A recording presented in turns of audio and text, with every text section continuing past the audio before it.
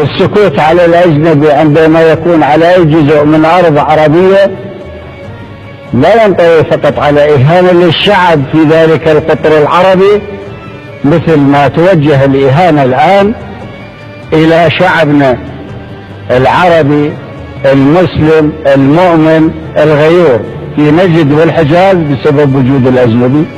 الحاكم الذي يأتي بالأجنبي على أرضه ولا يستطيع أن يدافع عن بلده، حتى لو افترضنا أنه هيك افتراض مجازي لأغراض حتى الريحة للحاكم، لو افترضنا أنه يأتيه خطر من العراق ما يشيل سيفه يواجه العراقيين يشيل الغلبة بالكفرة. كل حاكم لا يستطيع أن يدافع عن مملكته وجمهوريته لا يصلح أن يبقى حاكم ويمثل الشعب. كل شعب غير أن يكون هذا مبدأه.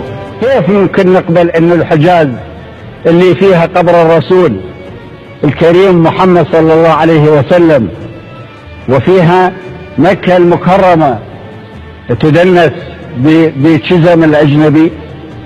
من يقبل؟ هل يقبل الحجازيون؟ هل يقبل النجديون؟ إذن عليهم أن يقولوا لحكامهم كفى إهانة، كافي مجاملات فارغة، كافي ضعف. في السابق يقولون بأنهم هم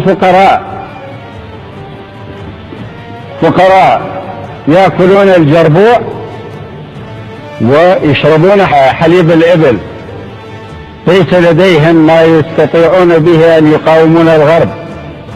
الآن صارت عندهم الثروات على من رؤوسهم أكثر من حاجتهم، ومع ذلك يقاسمون الغرب من غير استحقاق.